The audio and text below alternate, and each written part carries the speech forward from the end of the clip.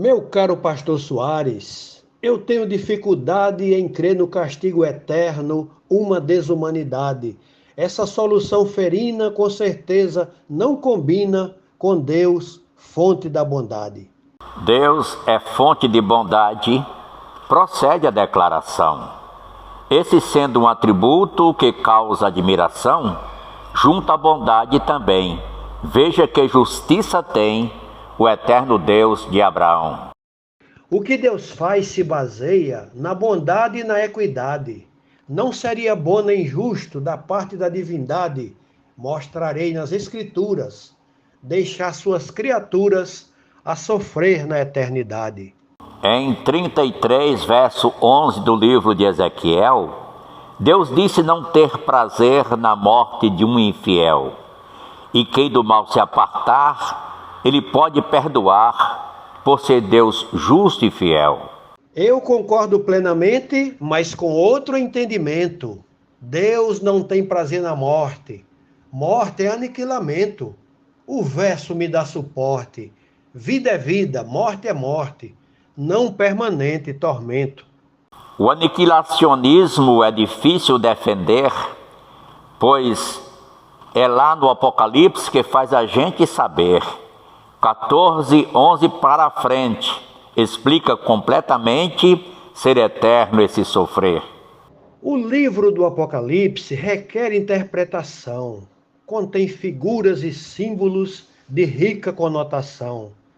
Besta não é animal, nem o castigo final é de infinita extensão. Capítulo 25 do Evangelho de Mateus, o verso 46, lá na palavra de Deus, fala do castigo eterno. Jesus fala do inferno nos ensinamentos seus. Em Hebreus 6, verso 2, fala do eterno juízo, eterno nas consequências, assim vê quem tem bom siso. E da eterna punição, a mesma interpretação, façamos, pois é preciso. Hebreus capítulo 6 faz parte do mesmo time dessa doutrina que é básica, que a palavra bem exprime.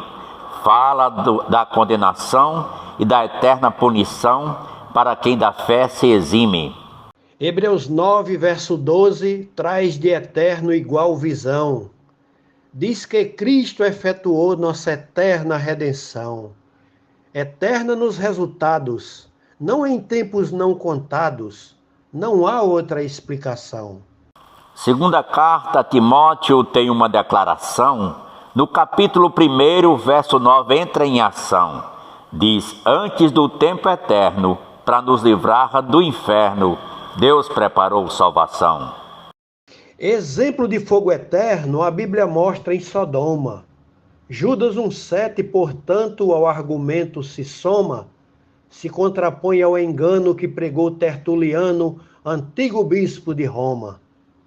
Exemplo do fogo eterno, isso foi bem colocado, pois Sodoma pereceu e as cidades ao seu lado, pois o julgamento é eterno e as agruras do inferno terão pior resultado. Como Deus suportaria, sendo bom e onipresente, ouvir de alguém que padece o choro, o ranger de dente, e no fogo inextinguível presenciar dor horrível dia e noite, eternamente? Antes que Tertuliano existisse nesse mundo, Jesus falou sobre o inferno de modo forte e profundo. No final de Marcos 9, a cena muito comove o sofrer de um moribundo. Lendo com muita atenção o texto que foi citado, Jesus fala em corta-mão, em olho sendo arrancado, também em verme mortal. Nada ali é literal, o sentido é figurado. Esse fogo especial que por Deus foi preparado foi para o diabo e seus anjos, como bem está registrado em São Mateus 25, 41, como um trinco numa porta bem montado. Jesus não falou de inferno na medieval visão. A geena nos seus dias não passava de um lixão.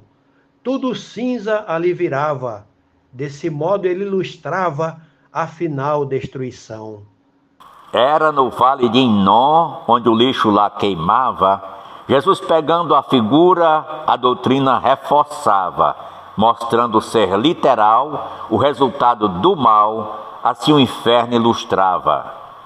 No lixão comunitário, onde fogo sempre havia, os vermes não se acabavam, mas tudo que ali caía apodrecia ou queimava. Vivo a sofrer não ficava, em cinzas se convertia. Sim, era mesmo um lixão queimando constantemente, sendo o lixo renovado, queimava no fogo ardente. E diz lá que não se apaga, isso ao juízo propaga, alertando a toda a gente. Lá em João 3,16 é bem fácil perceber que o prêmio da vida eterna é subordinado ao crer. Quem não crê perecerá, ou seja, se acabará, não ficará a sofrer.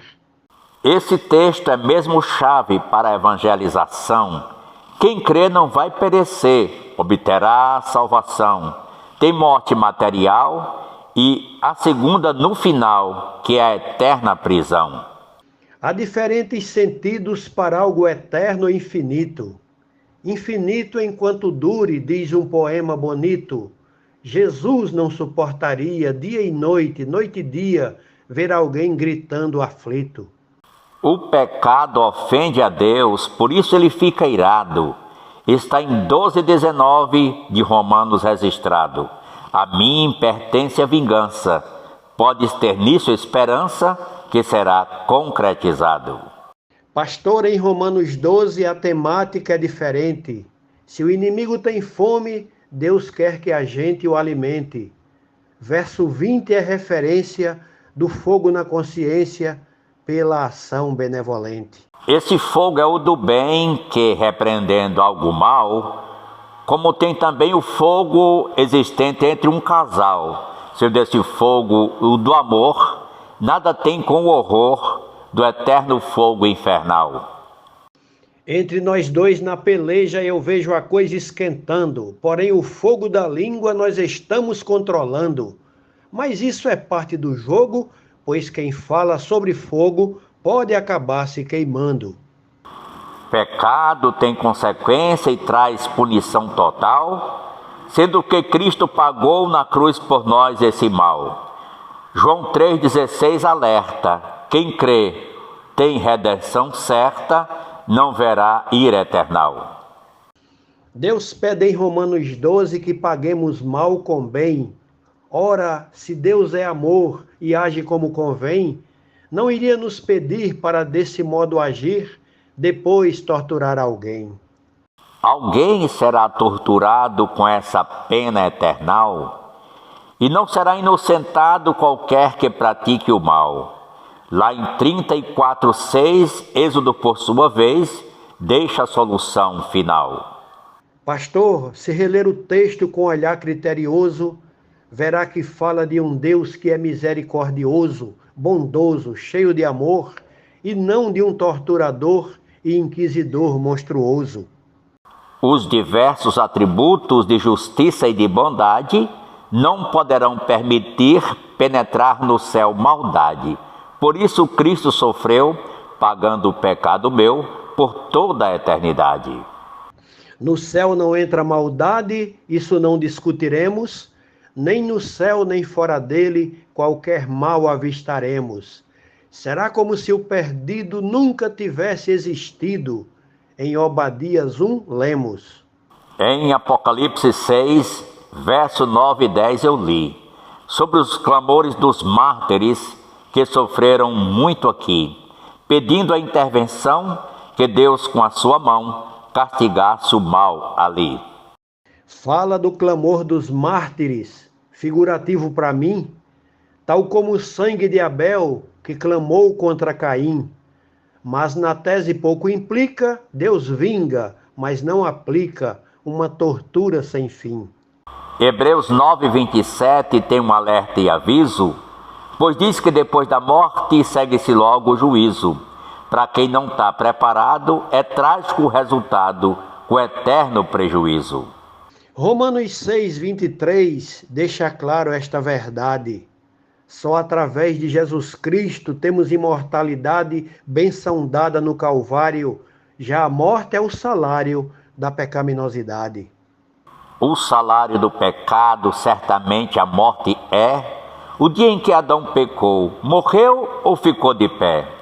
Veja que morte em ação foi também separação, saiu do jardim até. Ao contrário do que disse a serpente ou Satanás, há no texto original uma ideia perspicaz, que deixa o exegeta pasmo. Trata-se de um pleonasmo que é morrendo morrerás.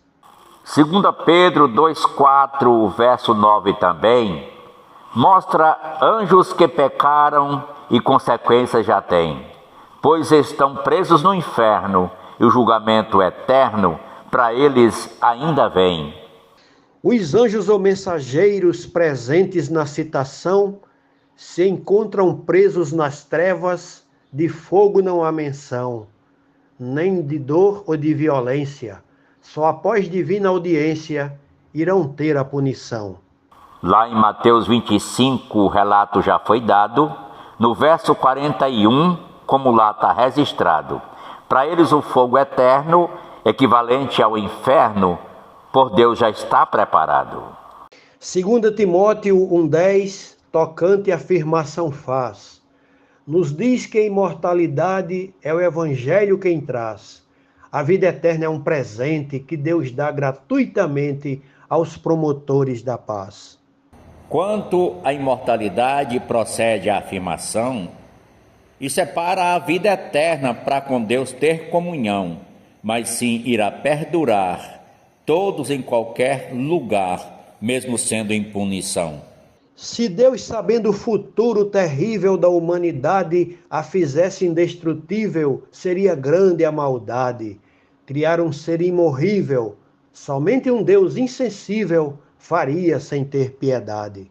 Em Gênesis 1:7, claramente o texto diz que na sua semelhança criar o homem Deus quis. O livre-arbítrio lhe deu, pois era desejo seu vê-lo para sempre feliz. A Bíblia diz: Deus não é homem para se arrepender, já sabendo as consequências do que queria fazer, sendo um justo Criador, não promoveria dor infinita em nenhum ser. Foi por sua própria escolha conhecer o bem e o mal, desobedecendo a Deus, fugiu do plano ideal. Morreu espiritualmente, assim levou toda a gente à depravação geral. Verdadeiro livre-arbítrio dado à espécie decaída é quando Deus diz: proponho para vocês morte ou vida. Ninguém pediu para nascer, muito menos para sofrer em proporção desmedida.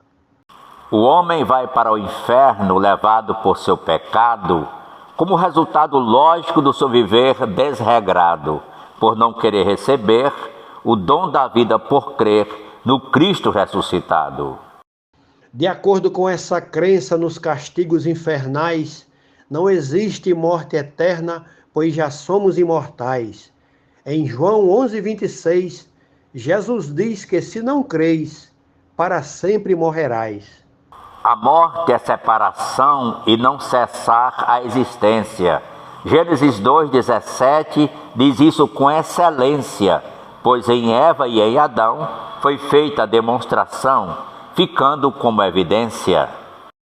Em morrendo morrerás, a original expressão, o autor mostra que o processo que leva à humana extinção se dá paulatinamente. Morremos diariamente, como ocorreu com Adão. Existe a morte que é física e a espiritual também, e por fim a morte eterna que para o perdido vem. As primeiras têm saída de mudar enquanto em vida, só que para a última não tem. Romanos 6:23 diz que a morte é o salário. Morte é cessação da vida, como mostra o dicionário. Mas para quem acredita numa tortura infinita, morte se torna o contrário. Se morte é cessar a vida, é preciso esclarecer, pois Elias, o profeta, subiu ao céu sem morrer. Em 2 de 2 Reis, verso 11, assim lereis e podereis entender.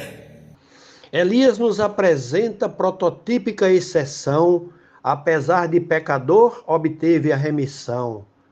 Por fé no Cristo vindouro, garantiu o seu tesouro, vida eterna é o seu quinhão.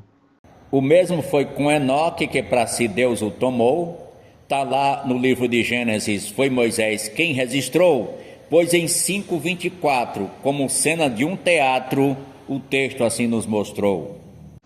Hebreus 11:5 explica de maneira magistral que a vida eterna de Enoque não era incondicional. Pela fé ele a alcançou, para si Deus o tomou, fez-se imortal o mortal.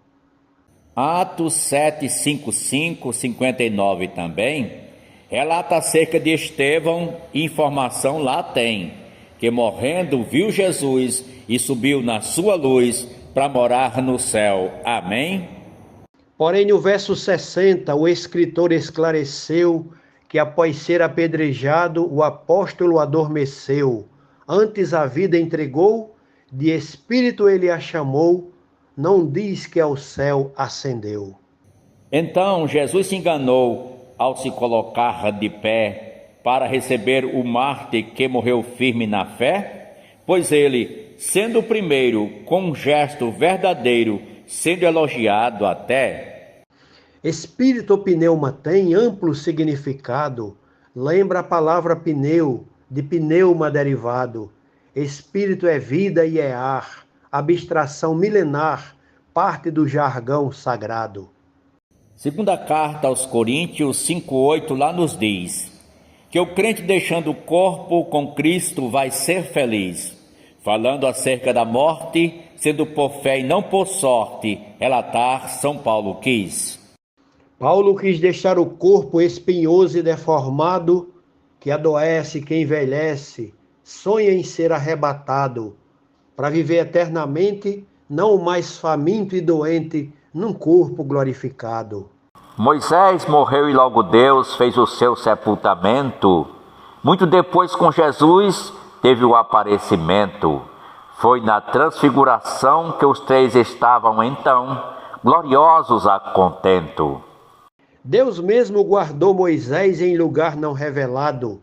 Judas 1:9 nos diz que o corpo foi disputado por Miguel e Satanás, mostrando ao leitor sagaz que ele foi ressuscitado. 1 Reis 17, até o verso 23, o filho de uma mulher volta a viver outra vez. A questão logo é de fato, como explicar esse ato que o profeta de Deus fez?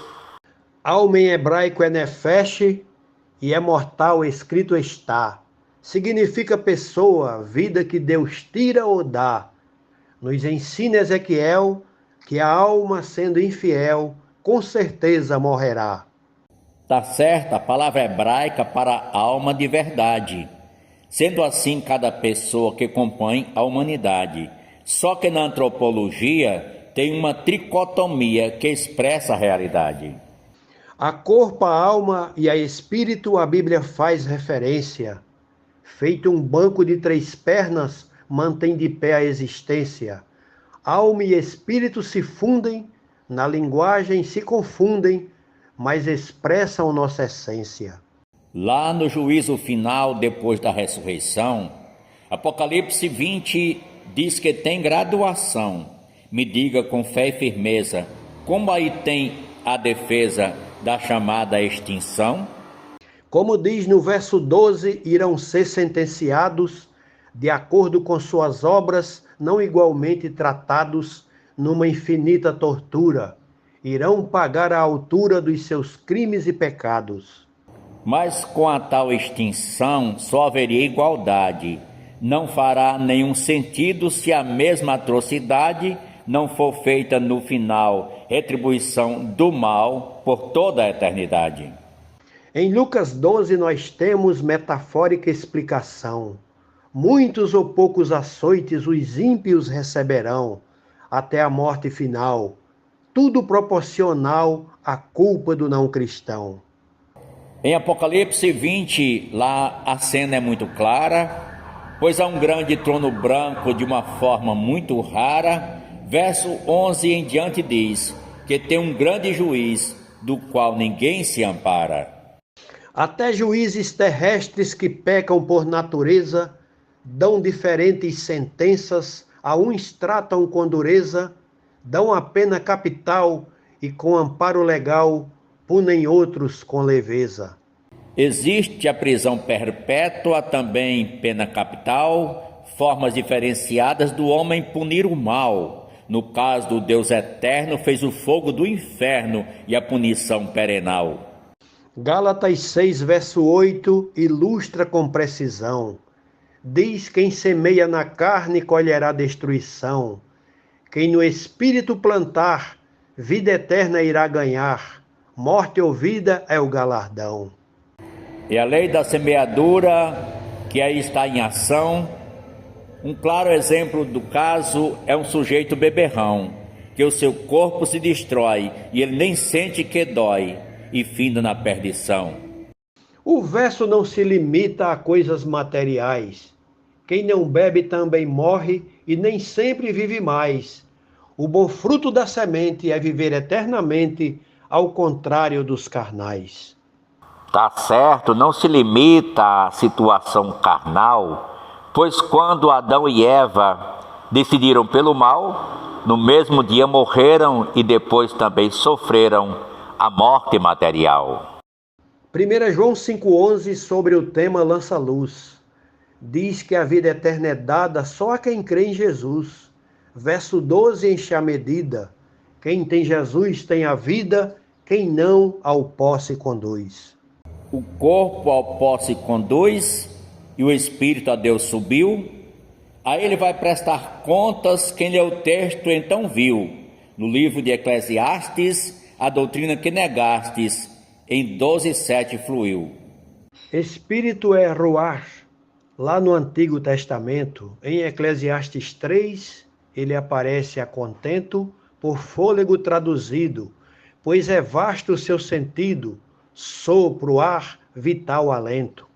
Gafanhotos sairão de um poço que é infernal, e demônios gigantescos causando aos homens o mal. Apocalipse 9 reforça e jamais remove que o inferno é sim real. Há em Apocalipse 9 alegórica narrativa. Apresenta o sexto selo com linguagem criativa. Fala de coisas da terra, de tragédias, dor e guerra, de forma figurativa. O corpo, a alma e o espírito, base na escritura tem.